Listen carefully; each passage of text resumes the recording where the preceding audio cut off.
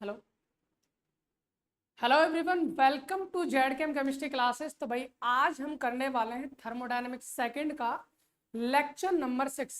मतलब सर इससे पहले हमारे पास 5 लेक्चर आ चुके हैं और आप कंटिन्यूस देख रहे हो। तो पिछला जो हमारे पास लेक्चर नंबर 5 था, वहां पर सर हमने क्या किया था, वहां पर हमने रिविजन किया था। थर्मोडायनेमिक्स फर्स्ट को हम कंप्लीट कर चुके हैं, थर्मोडायनेमिक्स सेकंड को इस वक्त हम पढ़ रहे हैं। थर्मोडायनेमिक्स फर्स्ट का पूरा रिवीजन और थर्मोडायनेमिक्स सेकंड के पिछले 4 लेक्चर्स का रिवीजन हमने लेक्चर नंबर 5 में कर लिया था। नाउ अभी हम उसके आगे की कहानी है, 2 लेक्चर और आएंगे, उसके बाद थर्मोडायनेमिक्स सेकंड भी हो जाएगा खत्म। आपको पता है बीएससी 6 सेमेस्टर की जो सेकंड बुक है, जिसका नाम है chemical energetics and radio chemistry, इसमें हमारे पास ये 8 यूनिट थी, जिसमें से पहली यूनिट का नाम था थर्मोडायनेमिक फर्स्ट और दूसरी का thermodynamic second. Sir thermodynamic first को हम बिल्कुल कवर कर चुके हैं, कंप्लीटली पढ़ चुके हैं, और इसके सारे के सारे क्लास नोट्स जो भी हैं वो हमने Telegram channel Z Chem chemistry classes पर अपलोड कर दिए हैं। अगर आपको टेलीग्राम पर ना मिले, आप सीधे सीधे किसी भी लेक्चर के डिस्क्रिप्शन में जाएंगे, इसी के में चले जाएंगे, तो वहां पर आपको टेलीग्राम का लिंक मिल जाएगा, आप क्लिक करेंगे सीधा पहुंच जाएंगे। वहां पर आपको नोट्स हैं, आपको नोट्स की जरूरत है, आप वहां से नोट्स ले सकते हो। इसके बाद हम जाने भाई थर्मोडायनेमिक फर्स्ट में हमने क्या क्या पढ़ा था, बहुत सारी चीजें पढ़ी थी, डिटेल नहीं बता रहे हैं भाई। फर्स्ट लॉ होता है और हीट कैपेसिटी होती है, जूल थॉमसन एक्सपेरिमेंट होता है ना। उसके बाद थर्मोकेमिस्ट्री होती है, जिसमें सारी चीजें हैश लॉ वगैरह सब कुछ पढ़ा था, और किरचॉफ इक्वेशन वगैरह, ये सारे टॉपिक्स हमारे पास फर्स्ट लॉ ऑफ थर्मोडायनेमिक्स में थे। सर जो नाम लिखने केवल यही नहीं पढ़ा था, थर्मोडायनेमिक्स को बिल्कुल बेसिक्स से उठाकर हमने पढ़ा था थर्मोडायनेमिक फर्स्ट में, राइट। अब इसके बाद हमने फिर स्टार्ट किया था थर्मोडायनेमिक सेकंड, और थर्मोडायनेमिक सेकंड को हमने बड़े प्यार से 4 पार्ट्स में डिवाइड कर लिया था, हमने 4 भागों में इसको पढ़ना था। सर पहले लेक्चर में जो हमने जाना था, वो जाना था कि थर्मोडायनेमिक्स जो थर्मोडायनेमिक्स में सेकंड लॉ ऑफ थर्मोडायनेमिक्स क्यों आया, इसकी जरूरत क्या पड़ी। फर्स्ट लॉ ऑफ थर्मोडायनेमिक्स ऐसी कौन कौन सी लिमिटेशंस थी, तो उसकी लिमिटेशंस पढ़ी, सेकंड लॉ की नीड पढ़ी, और सेकंड लॉ क्या होता है ये जाना। फिर हमने जब सेकंड लेक्चर को लेके आए थे, सेकंड लेक्चर में हमने जाना भाई कार्नोट साइकिल क्या होती है, इसकी इफिशियंसी क्या होती है, टेम्परेचर के साथ रिलेशन क्या होता है। ये पार्ट हमने खत्म कर लिया था 2 लेक्चर में। जब हम तीसरा लेक्चर लेके आए थे, तो वहां पर हमने जाना था सर एंट्रोपी क्या होती है, वो हमारा एक स्टेट फंक्शन होता है, कैसे होती है, और वॉल्यूम और टेम्परेचर के साथ या प्रेशर टेम्परेचर के साथ उसका रिलेशन क्या होता है, ये सारी चीजें हमें जाननी थी। स्पॉन्टेनियस क्राइटेरिया, और ये क्लॉसेस इनइक्वालिटी, है ना, और एंट्रोपी चेंज या फिर मिक्सिंग ऑफ गैसेस, ये हमने लेक्चर नंबर 4 में जान लिया था। और इन सब का जो रिवीजन है, और थर्मोडायनेमिक फर्स्ट का रिवीजन हमने लेक्चर नंबर 5 में कर लिया था। आई होप वो आप देख के आए होंगे, उसमें कोई समस्या नहीं हुई होगी आपको। अब हम अपना लेक्चर नंबर जो 6 है उसको स्टार्ट करते हैं। इसमें हमारे पास में गिब्स एंड हेल्महोल्ट्ज फंक्शन, इसको हमें पढ़ना है क्या होता है, थर्मोडायनेमिक क्वांटिटी है, इनका डेरिवेशन क्या होगा, फॉर्मूला क्या होगा, चेंज क्या होगा, और स्पॉन्टेनिटी और इक्विलिब्रियम में जो रिलेशन होता है वो क्या होता है, वो सारी चीजें जानेंगे, ठीक है। एक लेक्चर तो इसका जो आज के वाला है, इसके बाद में एक लेक्चर और रहेगा, फिर उसके बाद हो जाएगा ये वाला आपकी यूनिट है वो फिनिश, ठीक है। तो हम टाइम वेस्ट बिल्कुल भी नहीं कर रहे हैं, वैसे भी टाइम हमारा बहुत ज़्यादा वेस्ट हो जाता है। सो अब हम सीधे पहुंचते हैं, सबसे पहले जानते हैं भाई गिब्स एनर्जी या गिब्स फ्री एनर्जी होती क्या है, या फिर गिब्स फंक्शन क्या होता है। तो मैं आपको बता दूं भाई, तीनों में से कोई भी नाम है, आपसे बोले भाई गिब्स एनर्जी क्या है, आपसे कहे भाई गिब्स फ्री एनर्जी क्या है, आपसे बोले भाई गिब्स फंक्शन क्या है, ये तीनों ना एक ही चीज को डिनोट करेंगे, और वो क्या होता है वो मैं आपको बता देता हूँ। वो क्या होता है मैं आपको बता देता हूँ। जैसे मान लीजिए मेरे पास में कोई भी सिस्टम है, दैट इज कोई भी सिस्टम है मेरे पास, और ये सिस्टम मेरा वर्क कर रहा है, क्या कर रहा है, वर्क कर रहा है। तो इसका जो भी मैक्सिमम वर्क हमें मिलेगा, जो भी मैक्सिमम यूजेबल वर्क होगा, और वो भी कब, अगर मैं इसको इसका टेम्परेचर और इसका प्रेशर को अगर मैं कांस्टेंट कर दूं, तो जो इसका यूजफुल वर्क होगा हम उसी को गिब्स एनर्जी कहते हैं। आप कहेंगे सर क्या कहना चाह रहे हो, हम ये कहना चाह रहे हैं, पहले हम आराम से इसकी डेफिनेशन लिखते हैं। सर डेफिनेशन क्या होती है, Gibbs energy it is a maximum maximum useful work, maximum useful work obtained from a system from A system at constant temperature and pressure. Temperature and pressure, भाई अगर मैं टेम्परेचर को और किसको, मैं टेम्परेचर को और प्रेशर को कांस्टेंट कर दूं तो किसी भी सिस्टम से किया गया या फिर प्राप्त हुआ हमारे पास जो भी यूजफुल वर्क होता है हम उसी को गिब्स एनर्जी कहेंगे, उसी को हम गिब्स फ्री एनर्जी बोल सकते हैं या उसको हम गिब्स फंक्शन भी कह सकते हैं। ठीक है, इसमें तो कोई समस्या आपको होनी नहीं चाहिए। ठीक है, अब हम आगे बात करते हैं गिब्स फंक्शन को किससे डिनोट करते हैं, तो हम लिख सकते हैं भाई इट इज डिनोटेड बाई जी। देखो आज हम लाइव लेक्चर नहीं ला पाए क्योंकि थोड़ी सी समस्या आ रही थी, उस टाइम पर हम अवेलेबल नहीं है, तो इस वजह से हम लाइव लेक्चर नहीं लेके आ रहे। रिकॉर्डेड आपको मिलेगा बट सिलेबस तो हमें कराना ही है, इस वजह से हम रिकॉर्डेड ले आए आज, है ना।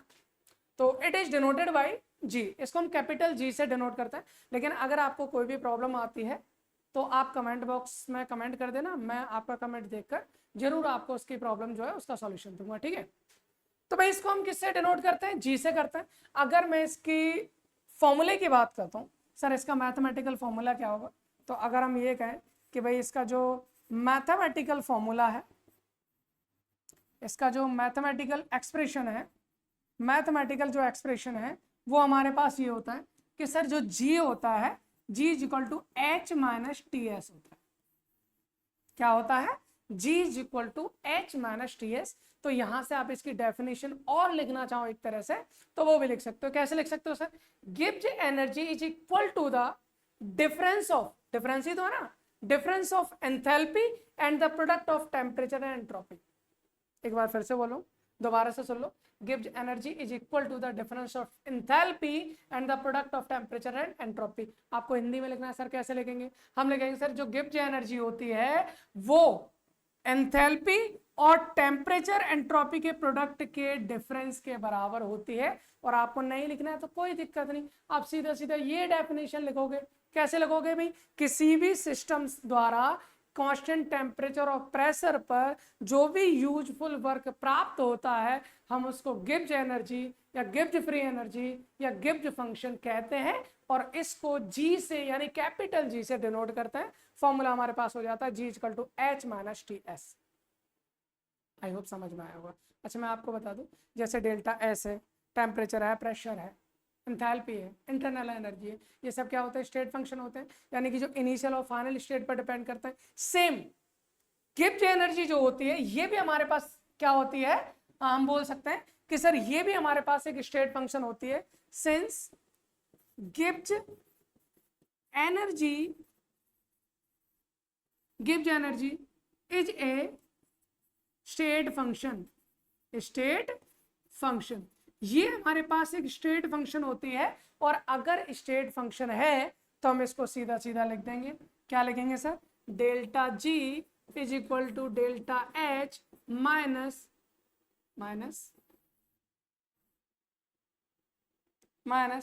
T delta S.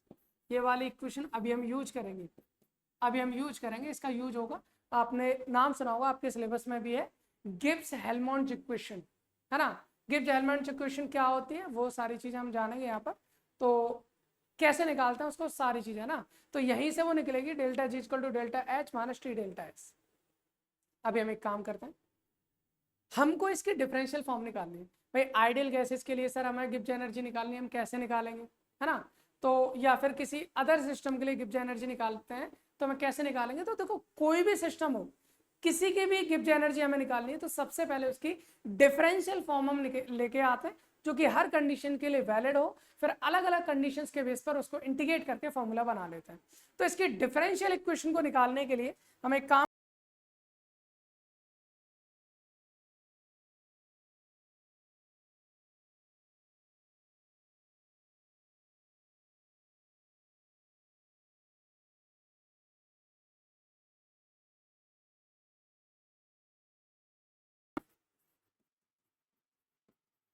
डिफरेंशिएशन अगर आपको आता है तो बहुत अच्छी बात है, नहीं आता है तो थोड़ी सी कोशिश कर लीजिए, मैं बहुत ही प्यार से आपको समझाते हुए चलूंगा, क्योंकि मुझे पता है भी कि जो क्लास देख रहे होते हैं वो यूपी मतलब हम बोल सकते हैं कि सीबीएसई बोर्ड से भी होते हैं, और सीबीएसई बोलो मतलब इंग्लिश मीडियम वाले भी होते हैं, इंग्लिश वाले भी होते हैं, हिंदी वाले भी होते हैं, तो सभी इधर देख लीजिए। और साथ ही साथ एक और होता है कि आप बायो बैकग्राउंड से भी होता है, मैथ बैकग्राउंड से भी होता है। अगर मैथ्स बैकग्राउंड से तो ये चीज़ें बहुत आसान लगेंगी, बायो से तो थोड़ी सी दिक्कत हो जाती है। अब वो दिक्कत ना हो उसके लिए मैं पूरी कोशिश करूंगा। यहाँ पर देखिए, डिफरेंशिएशन करना है, कैसे करना है, कुछ नहीं करना, डी लगा दो बस। कैसे लगाएंगे सर, जी है ना, तो जी से आगे डी लगाओ, D G is equal to H का डिफरेंशिएशन करना है, डी एच हो गया माइन। अब यहाँ से देखो, अब यहाँ पर टी एस का क्या करना है, डिफरेंशिएशन करना है। एक टी है, दूसरा एस है। सर टी मतलब टेम्परेचर, एस मतलब एंट्रोपी। जब दो फंक्शन एक साथ मल्टीप्लाई हो रहे होते हैं तो वहां पर डिफरेंशिएशन आपको कैसे करना है बेटा, बहुत आसान है। पहले जो एक है ना उसको कांस्टेंट करो, मैंने टी को कांस्टेंट कर दिया, बचा कौन, एस, इसको डिफरेंशिएट कर दो। फिर दोबारा से दूसरा जिसको डिफरेंशिएट किया था, अब इस बार उसको कांस्टेंट करके जो बचा है उसको डिफरेंशिएट कर दो। मतलब दो फंक्शन है तो पहले एक को कांस्टेंट करके दूसरे को डिफरेंशिएट कर दो, प्लस दूसरे को कांस्टेंट करके पहले को डिफरेंशिएट कर दो। अगर यहाँ पर प्लस है तो प्लस लगाओ, माइनस है तो माइनस लगाओ। बस इतनी सी कहानी, कुछ है ही नहीं, बस इतनी सी कहानी है, और कुछ हमारे पास है ही नहीं। ठीक है, आई होप इतनी बात आपको समझ में आ रही होगी। काम करते हैं, थोड़ा सा लेंदी हो जाएगा, हमें लेंदी नहीं करना, इसको थोड़ा सा और आसान बनाने की कोशिश करते हैं। इसको डिफरेंशिएट बाद में करेंगे, इसको हटाओ पर। वी नो सिंस हमको एक चीज पता है भाई, एच भी हमने पढ़ा था ना, एंथैल्पी। एंथैल्पी बराबर क्या होता है, यू प्लस पी वी होता है ना, यू प्लस पी वी होता है एंथैल्पी। अभी हम इसको डिफरेंशिएट करेंगे, पहले थोड़ा सा और आसान बनाने की कोशिश करते हैं, फिर नहीं तो थोड़ा सा हम बोलते हैं टिपिकल हो जाता है, बट हम नहीं चाहते कि आपको किसी भी तरह की कोई परेशानी हो, तो हम टफ तो बिल्कुल नहीं करेंगे। हम पहले से एच की वैल्यू को रख देते हैं ताकि आसान हो जाए। एंथैल्पी बराबर क्या होता है, यू प्लस पी वी होता है। इसको उठा के यहाँ रख दो पहले, तो ये हो जाएगा G is equal to U plus P V minus T S. अभी ठीक है, अभी ठीक है, अभी कोई प्रॉब्लम नहीं होगी हमें। अब करेंगे हम ऑन डिफरेंशिएशन। ठीक है, डिफरेंशिएशन करेंगे तो क्या हो जाएगा, D G is equal to D U plus, अभी देखो डी यू प्लस, अरे यू क्या बनना यार, डी यू प्लस। मैंने अभी क्या बोला, दो फंक्शन होते तो पहले आप एक को कांस्टेंट करो, दूसरे को डिफरेंशिएट कर दो, प्लस दूसरे को कांस्टेंट करके पहले को डिफरेंशिएट कर दो। ठीक है ना, इसमें तो कोई दिक्कत नहीं, यहाँ प्लस था तो मैंने प्लस ही लगाया। अभी दूसरा टी एस भी दो फंक्शन है, तो यहाँ पर क्या करना है, पहले को कांस्टेंट करके दूसरे को डिफरेंशिएट कर दो, फिर माइनस दूसरे को डिफरेंशिएट करके पहले, सॉरी दूसरे को कांस्टेंट करके पहले को डिफरेंशिएट कर दो। मुझे लगता है कि इसमें तो आपको कोई समस्या नहीं होनी चाहिए, कोई भी समस्या नहीं होनी चाहिए। हम एक काम करते हैं, इसको ना इक्वेशन मान लेते हैं, इक्वेशन 1 बना लो, इक्वेशन 1 बना लो ताकि चीजों को थोड़ा सा हम आसान कर सकें। अब यहां पर लिखते हैं from first and second law of thermodynamics.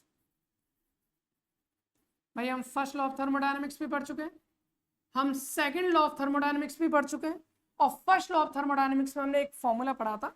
क्या पढ़ा था सर, हमने पढ़ा था D U is equal to, क्या था हमारे पास, D Q plus D W, यही था। मैंने डिफरेंशियल फॉर्म में लिया है, D U is equal to D Q plus D W, यही हमने लिया था बिल्कुल।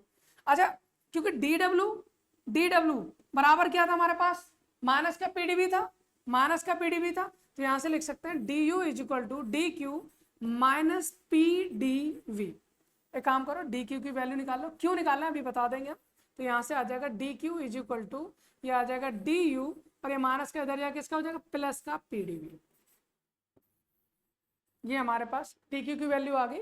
ये किससे आई है भाई, ये हमारे पास फर्स्ट लॉ से आई है। किससे आई है, फर्स्ट लॉ से। अब हम सेकंड लॉ में भी हमने जाना था भाई, सेकंड लॉ के अकॉर्डिंग क्या था, D S is equal to D Q reversible upon T, ये था। अब यहां से अगर मैं डी क्यू की वैल्यू निकालूं तो D Q is equal to कितना हो जाएगा, टी डी एस हो जाएगा। सर ये कहां से निकाला हमने, सेकंड लॉ से, राइट। फर्स्ट लॉ से ये हो गया, सेकंड लॉ से ये हो गया। अगर मैं दोनों को कंबाइंड करूं, तो D Q is equal to D U plus P D V है, और यहाँ से D Q equal to T D S है, तो दोनों को हम बराबर कर सकते हैं। एक बार लिख लेता हूँ यहाँ पर, D Q equal to D U plus P D V है, ये है from first law of thermodynamics, right. और दूसरा हमने पढ़ा D Q is equal to T D S है, ये हमने कहां से पढ़ा, from second law of thermodynamics. उम्मीद करता हूं कि आपको दिक्कत नहीं हो रही होगी। इन दोनों को मैं बराबर, डी क्यू वैल्यू ये भी है, डी क्यू वैल्यू ये है, तो दोनों को हम लिख सकते हैं कि टी डी एस बराबर हो जाएगा D Q plus P D V. बस भाई, इसको ना इक्वेशन नंबर सेकंड बना, इसको हम बना लेंगे इक्वेशन नंबर सेकंड।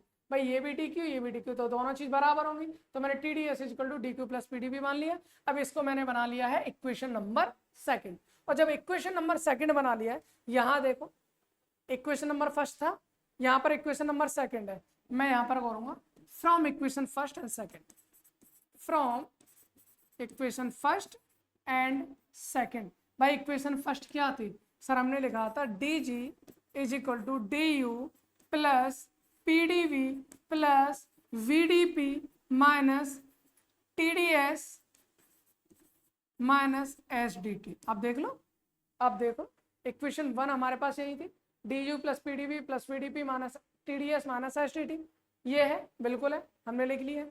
अब यहाँ से टी डी एस देखो, D U plus P D V, D U plus P D V की जगह में टी डी एस रख सकता हूँ, बिल्कुल रख सकता हूँ, रख दो।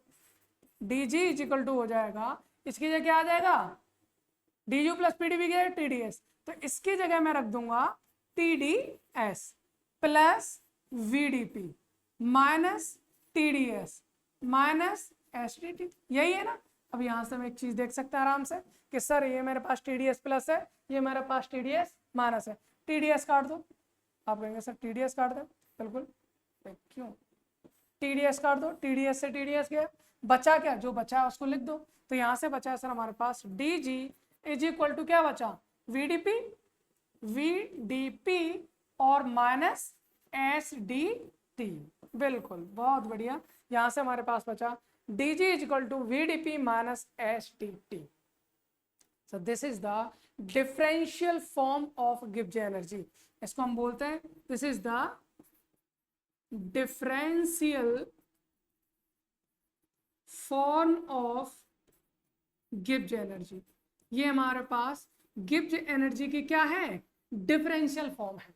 आई होप इतनी बात आपको समझ में आ गई होगी। और डिफरेंशियल फॉर्म निकल आई, बस हमें यही निकालनी थी, इसके बाद में हमारे पास काम हो जाता है बहुत आसान। कैसे होगा, यहां से हमारे पास दो केस होते हैं, हम दो केस लेते हैं अलग अलग। Case number one, case number one क्या है, अगर मैं बात करूं एट कांस्टेंट, देखो एट कांस्टेंट क्या कर देता हूं, मान लो चलो एट कांस्टेंट टेम्परेचर की बात करते हैं पहले, ठीक है।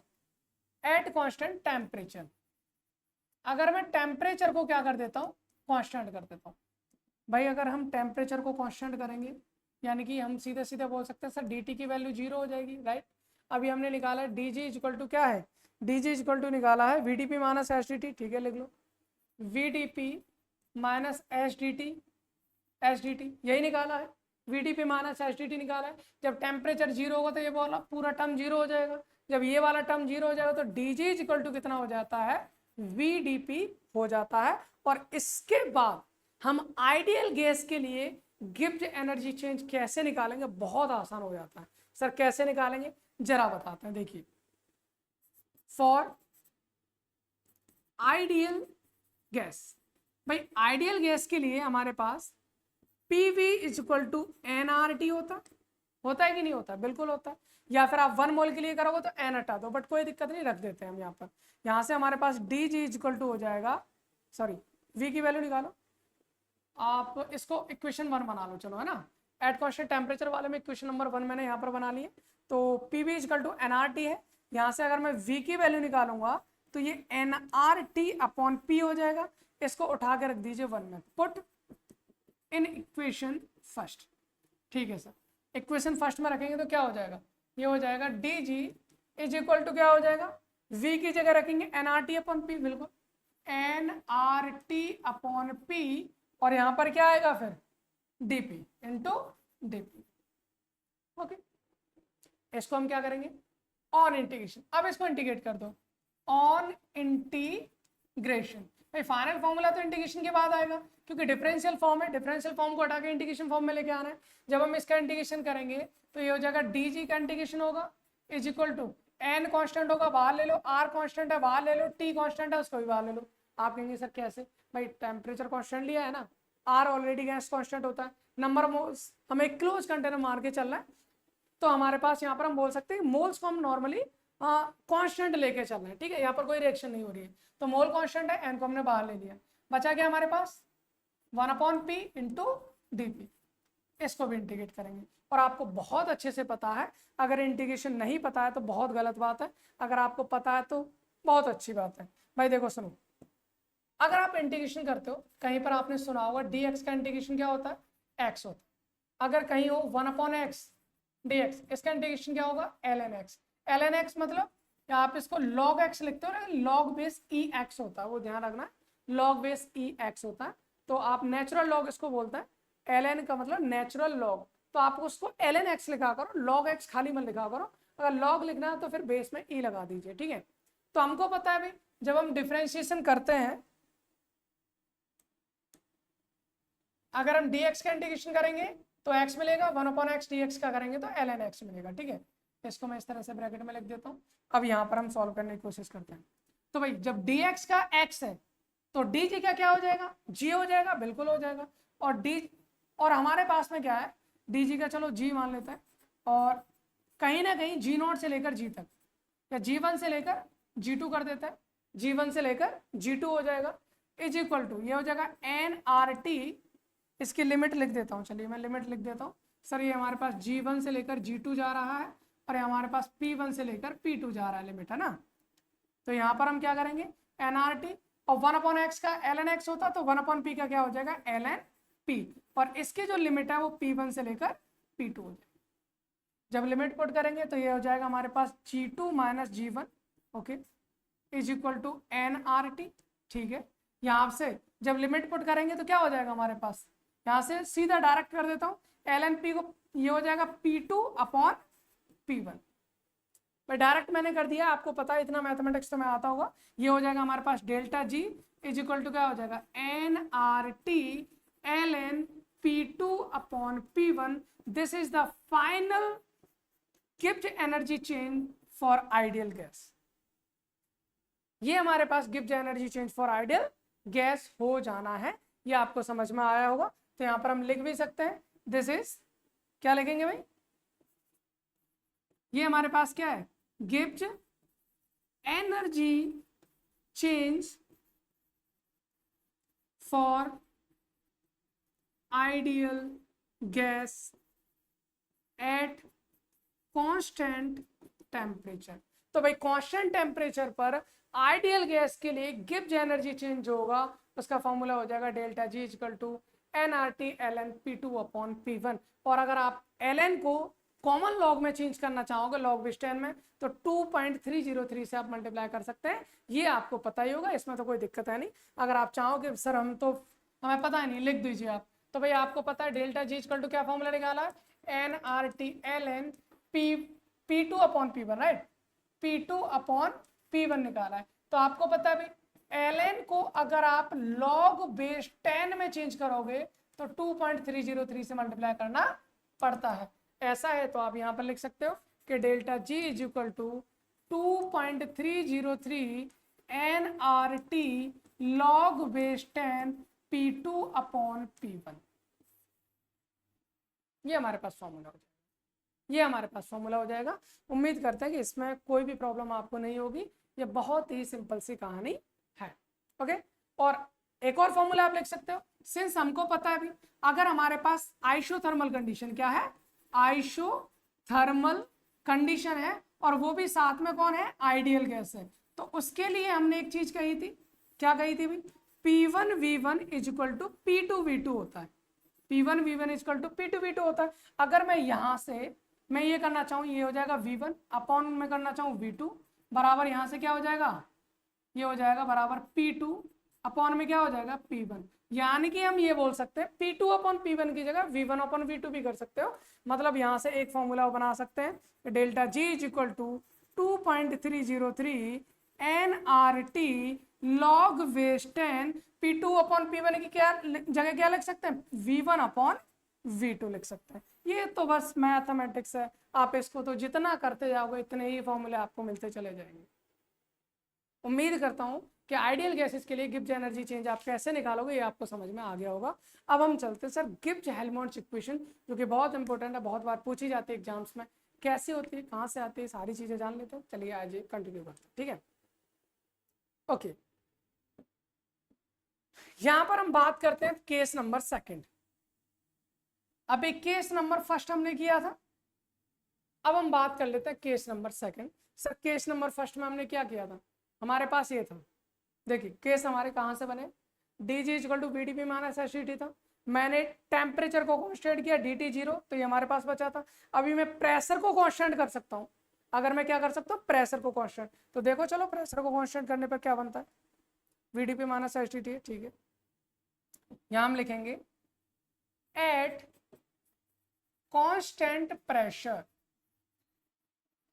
Eight constant pressure. अगर भाई मैं कांस्टेंट प्रेशर करूं तो आपको पता है कांस्टेंट प्रेशर मतलब डीपी की वैल्यू कितनी हो जाएगी, 0, लिख लीजिए। सिंस अपन को पता है, विनो क्या जाना था हमने, D G is equal to V D P minus S D T, S D T यही था ना, वीडीपी माइनस एसडीटी यही था, और ये था, तो हम यहाँ से एक काम कर सकते हैं, प्रेशर कांस्टेंट हो तो ये वाली वैल्यू 0 हो जाएगी, जब ये 0 हो जाएगा तो D G is equal to हो जाएगा माइनस एस टी टी, ठीक है। अब यहां से अगर मैं डी टी को इधर लेके आऊं तो डी जी अपॉन डी टी, और ये कब है, जब कांस्टेंट मैंने क्या किया, प्रेशर, कांस्टेंट प्रेशर पर माइनस एस के बराबर हो जाएगा। किसके बराबर हो जाएगा, एस के। भाई हमको तो पता है एंट्रोपी जो होती है वो क्या होती है, स्टेट फंक्शन होती है। क्या है ये, स्टेट फंक्शन है, और अगर स्टेट फंक्शन है तो हमें इसका क्या करना पड़ेगा, हम एस को ना लेकर हम सीधा सीधा क्या करेंगे, डेल्टा एस लेंगे। डेल्टा एस लेंगे तो डेल्टा जी, जी की जगह डेल्टा जी ले लेना है, बाकी सेम ही रहेगा, D delta G upon D T. ये हमारे पास एक फॉर्मूला आ जाएगा डेल्टा एस का। सर ये हमने क्यों निकाला, अब हम बताते हैं इसको हमने क्यों निकाला। विनो भाई हमको पता है, क्या पता है, delta G is equal to delta H minus T delta S होता है। शुरुआत में निकाला था ना अभी, बिल्कुल ये अभी बात कर रहे थे ना इसके, क्या बात करी थी कि सर जो डेल्टा एस है, delta G is equal to delta H minus T delta S होता है। इसी वाली इक्वेशन को हमने यहाँ पर लिख लिया है, delta G is equal to delta H minus T delta S है। यहाँ से हम करेंगे delta G is equal to delta H minus T, और डेल्टा एस की जगह मैं ये वाली वैल्यू रख सकता हूँ, तो यहाँ पर माइनस डेल्टा एस रखेंगे तो माइनस की जगह क्या हो जाएगा, प्लस हो जाएगा, तो प्लस टी, और डेल्टा एस की जगह वैल्यू आ जाएगी हमारे पास, क्या आ जाएगी, D delta G upon D T at constant, क्या है भाई, इसका कॉन्स्टेंट क्या है हमारे पास, कॉन्स्टेंट प्रेशर है भाई, ये क्या है, कॉन्स्टेंट प्रेशर, बिल्कुल। तो eight constant pressure, eight constant pressure. तो भाई ये जो इक्वेशन हमारे पास आई है, हम इसी को कहते हैं, इसी को कहते हैं, क्या कहते हैं भाई, Gibbs Helmholtz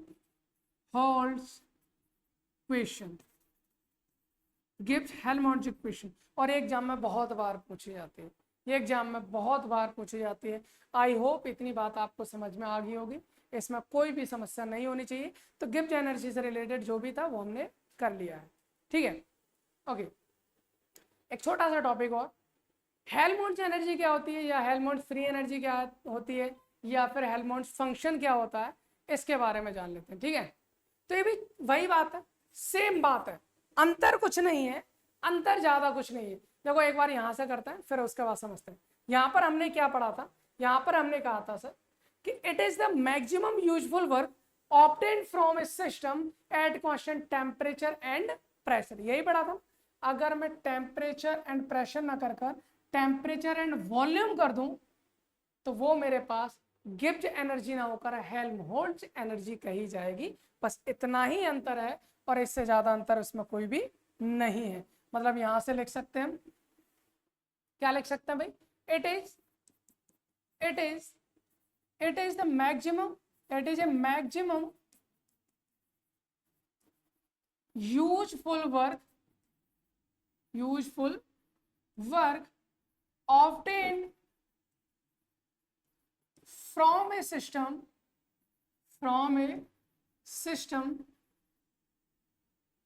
at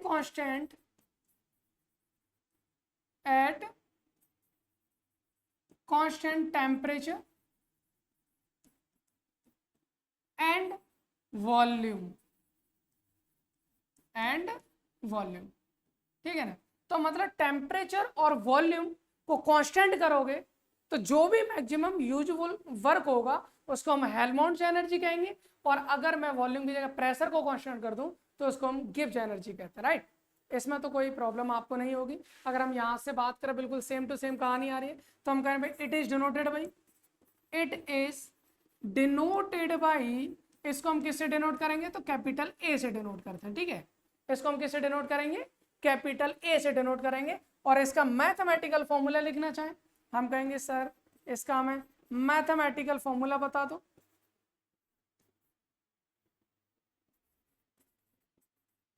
mathematical expression की अगर हम बात करें तो इसका मैथमेटिकल एक्सप्रेशन बिल्कुल वैसा ही हो जाएगा।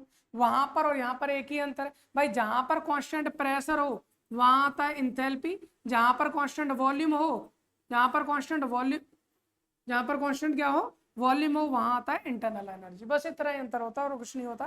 तो हम लिख देंगे A इज इक्वल टू क्या हो जाएगा, U माइनस TS। बस इतनी सी बात। मतलब क्या है, अगर हम कांस्टेंट प्रेशर करते हैं तो यहाँ हो जाएगा G is equal to H minus TS। Constant volume है तो A is equal to U minus TS। क्योंकि ये भी हमारे पास में क्या होता है, A इज स्टेट फंक्शन और ये हमारे पास स्टेट फंक्शन है, इसलिए हम इसको भी लिख सकते हैं कि delta A is equal to delta A is equal to delta U minus T delta S, minus T delta S, ये हमारे पास फॉर्मूला आ जाता है। बात वही है सर, अगर हमें इसकी डिफरेंशियल इक्वेशन बनानी हो तो हम कैसे करेंगे, वी नो क्या जानते हैं भैया, हमको पता है, क्या पता है कि A इज इक्वल टू जो है U माइनस TS है, ठीक है ना, U माइनस TS है। बिल्कुल इसको डिफरेंशिएट कर दो ऑन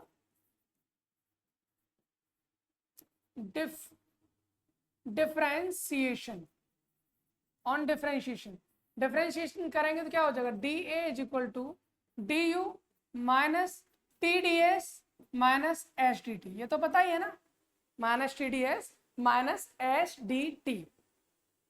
कैसे पता चला भाई, अब ये भी जाना था, इसका डिफरेंशिएशन हो जाए जब दो फंक्शन होते हैं तो उसमें से एक को कांस्टेंट करके दूसरे को डिफरेंशिएट करो, फिर दूसरे को कांस्टेंट करके पहले को डिफरेंशिएट कर दो।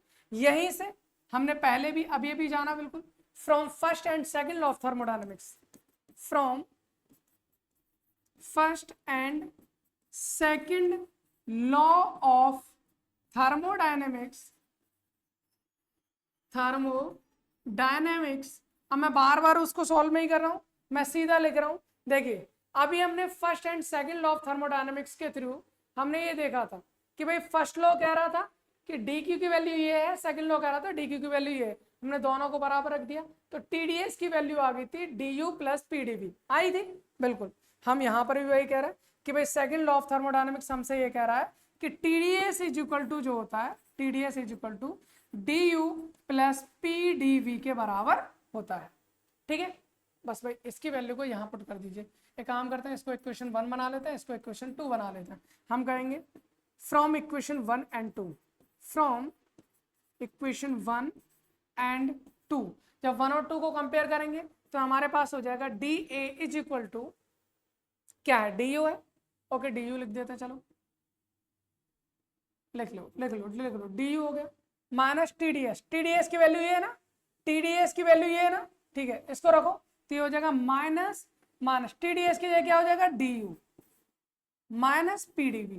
भाई यही तो हो जाएगा माइनस PdV। देखो माइनस को मैंने कॉमन लिया तो TDS, या फिर अगर आप ऐसे करना चाह रहे हो तो मैं कॉमन ले लेता हूँ, ये TDS की जगह रख दिया हमने DU प्लस PdV। ठीक है ना, आपको प्रॉब्लम नहीं आनी चाहिए मैथमेटिक्स में। तो ये हमने DU लिखा, फिर माइनस लिया, जो TDS था TDS के DU प्लस PdV कर दिया, और उसके बाद क्या माइनस SDT माइनस SDT, ये हमने लिख लिया। अब इसको जब हम आगे करेंगे, इसको जब हम आगे करेंगे तो क्या हो जाएगा, ये हो जाएगा DA is equal to DU। अब देखो इधर DA is equal to DU, minus का मल्टीप्लाई करेंगे तो ये हो जाएगा माइनस DU, ये भाई DU है ध्यान रखना ना DU, तो ये हो जाएगा माइनस DU। ठीक है, minus DU, okay, minus DU के बाद हो जाएगा माइनस PdV। ठीक है, यहाँ लिख देते हैं minus PdV, okay, minus PdV के बाद क्या हो जाएगा माइनस, अब ये तो हो गया, इसके बाद माइनस SDT बचा, उसको भी लिख लो, इसके बाद बता minus SDT, simple minus SDT आ जाएगा। अब यहाँ से आप एक चीज देखो कभी कि DU से DU कैंसिल कर सकते हैं, बिल्कुल कर सकते हैं। यहाँ से हमारे पास क्या बन जाएगा, ये बन जाएगा DA is equal to minus PdV minus SDT, और ये क्या है हमारे पास sir, this is the differential form of Helmholtz energy. ये हमारे पास हेल्महोल्ट्ज एनर्जी की क्या है, एक डिफरेंशियल फॉर्म बन गई। अब यहाँ से हम अलग अलग टाइप के जो फॉर्मूले हैं हम उनको कैलकुलेट कर सकते हैं, जैसे अभी हमने किया था ना, हमने एक फर्स्ट केस को लिया था, फिर हमने सेकंड केस को लिया था, वैसे करके। ठीक है ना, तो अगर आप यहां पर भी करना चाहते हो तो यहां पर भी आप कर सकते हो, जैसे केस 1 ले लो, केस फर्स्ट, और केस फर्स्ट हम क्या करेंगे, एट कांस्टेंट टेम्परेचर ही कर लो, चलो एट कांस्टेंट टेम्परेचर अगर हम करेंगे, कांस्टेंट टेम्परेचर करेंगे तो आपको पता है भाई dt की वैल्यू क्या हो जाएगी, dt की वैल्यू 0 हो जाएगी, और dt की वैल्यू 0 हो जाएगी तो हम करेंगे DA is equal to minus PdV minus SDT, और dt की वैल्यू 0 तो हो जाएगा DA is equal to minus PdV। ठीक है, अब यहां से हम चलो इधर ही कर देते हैं, हम इधर ही कर देते हैं, यहां लिखेंगे, यहां लिखेंगे क्या लिखेंगे, for ideal gas, ideal gas के लिए क्या होता है, PV इक्वल टू NRT होता है, बिल्कुल। जब PV इक्वल टू NRT होता है तो V हमें किसकी जरूरत पड़ेगी, P की, तो P इक्वल टू कितना हो जाएगा, P इक्वल टू हो जाएगा NRT अपॉन V, बिल्कुल ठीक है। इसको उठाकर यहाँ रख दो, इसको जो P की वैल्यू उसको उठाकर यहाँ रख दो, तो ये हो जाएगा DA इज इक्वल टू कितना हो जाएगा, माइनस P की जगह क्या हो जाएगा NRT, और ये हो जाएगा अपॉन V, उसके बाद क्या बचा DV बचा है, उसके बाद DV बचा है तो हम लिख देंगे यहाँ पर इंटू DV। फिर क्या करेंगे, ऑन इंटीग्रेशन बिल्कुल वैसा का वैसा चल रहा है, जैसे अभी हमने वहां किया था वैसा का वैसा चल रहा है, ऑन इंटीग्रेशन। जब हम इंटीग्रेशन करेंगे पहले आप खुद करके देख लो, हो जाए बहुत अच्छी बात है, ना हो तो फिर वापस मैं करा ही रहा हूँ तो देख लेना। जब हम इंटीग्रेशन करेंगे DA का इज इक्वल टू माइनस का NRT कॉमन है उसको बाहर ले लो, 1/V DV, जब हम इसको इंटीग्रेट करेंगे ये हो जाएगा A1 से लेकर A2, ये हो जाएगा हमारे पास V1 से लेकर V2, तो हमारे पास फाइनल इक्वेशन आ जाएगा delta A is equal to minus NRT ln V2 upon V1, ये हमारे पास फाइनल इक्वेशन आ जाएगी, ये हमारे पास फाइनल इक्वेशन आ जाएगी। अगर आप ln को किस में चेंज करना चाहोगे, लॉग वेस्टेन में चेंज करना चाहोगे तो 2.303 से मल्टीप्लाई करना पड़ेगा। आई होप इतनी बात आपको समझ में आ रही हो। गिब्स एनर्जी में हमारे पास नेगेटिव होता है, यहाँ पर हमारे पास पॉजिटिव होता है, ठीक है, ओके। सॉरी, गिब्स एनर्जी में हमारे पास पॉजिटिव होता है, यहाँ पर हमारे पास नेगेटिव साइन आएगा क्योंकि फॉर्मूले में ही नेगेटिव था। केस फर्स्ट आपको समझ में आ गया, अब हम केस सेकंड की बात कर लेते हैं। केस सेकंड की हम बात कर लेते हैं। केस सेकंड हम क्या करेंगे, एट कांस्टेंट किस पे है भाई, एट कांस्टेंट वॉल्यूम। इस बार हम किसको कांस्टेंट करेंगे? वॉल्यूम को। कैसे? वॉल्यूम कांस्टेंट मतलब dv की वैल्यू हो जाएगी 0। हमको पता है sir dA is equal to क्या है? dA इज इक्वल टू क्या था? माइनस क्या था भाई? Minus PDV minus S D T. ठीक है, minus PDV minus S D T. ठीक है, जब इस तरह से करेंगे तो भाई कांस्टेंट वॉल्यूम मतलब ये वाली वैल्यू 0, जब ये वैल्यू 0 हो जाएगी तो D A is equal to हो जाएगा माइनस एस डी टी। मैं डी टी को इधर ले आऊंगा तो D A upon D T. At constant क्या है भाई? एट कांस्टेंट क्या है? हम बोलेंगे सर एट कांस्टेंट वॉल्यूम है, तो at constant volume is equal to minus का एंट्रोपी हो जाएगा। ठीक है, क्योंकि ये हमारे पास क्या होता है हम पहले ही जाने थे सर, ये तो हमारे पास स्टेट फंक्शन है। क्या है? स्टेट फंक्शन है, और स्टेट फंक्शन है तो डेल्टा एस लेना है, तो यहाँ पर हम बोल सकते हैं माइनस डेल्टा एस। तो ये हो जाएगा हमारे पास क्या? ये हमारे पास हो जाएगा D delta A upon D T at constant volume. ये हो जाएगा हमारे पास क्या? डेल्टा एस की वैल्यू। सेंस वी नो हमने पहले निकाल रखा कि delta A is equal to delta U minus T delta S. निकाला था कि नहीं? आप देखो, अगर आपको ना पता हो तो ये अभी अभी हम बताए थे। क्या बताए थे? कि sir delta A is equal to delta U minus T delta S होता है। बिल्कुल होता है, हम यहाँ पहुंच गए। Delta A is equal to delta U minus T delta S है, तो ये हो जाएगा delta A is equal to delta U minus delta S की वैल्यू इतनी है, तो ये माइनस माइनस दोनों क्या हो जाएगा? प्लस हो जाएगा, राइट। तो यहाँ से हम लिख सकते हैं इसको, क्या लिख सकते हैं? प्लस टी, और ये बचेगा हमारे पास D delta G okay upon D T at constant volume. ये हमारे पास एक दूसरी इक्वेशन आ जाएगी, इसको बोला जाता है Helmholtz equation. Helmholtz equation, Helmholtz equation. I hope इतनी बात समझ में आ रही होगी। तो भाई बहुत ज़्यादा अंतर है नहीं, बहुत ज़्यादा अंतर है नहीं। अगर आपसे गिब्स हेल्महोल्ट्ज इक्वेशन पूछी जाए तो वहां पर आपके पास delta G equal to delta H minus plus T delta G upon D T at constant pressure होता है। अगर हेल्महोल्ट्ज इक्वेशन पूछी जाए तो delta A equal to delta U plus T delta G upon D T at constant volume होता है। बस इतना ही अंतर है, बाकी कुछ नहीं है। उम्मीद करते हैं आपको ये सारी चीज़ें आपको समझ में आ गई होंगी। ठीक है, तो लेक्चर काफ़ी बड़ा हो गया है हमारा अब तक, है ना। और उम्मीद करते हैं कि इसमें हमारे पास सारी की सारी चीज़ें हो चुकी होंगी। इसके बाद एक लेक्चर और आएगा, उस लेक्चर में सारी की सारी चीज़ों को कंबाइन करने की कोशिश करेंगे। फिलहाल इस लेक्चर को हम यहीं पर करते हैं समाप्त। आपको मिलते हैं अगले लेक्चर में एक नई एनर्जी, नए टॉपिक और लास्ट लेक्चर के साथ। फिलहाल थैंक्स फॉर वॉचिंग।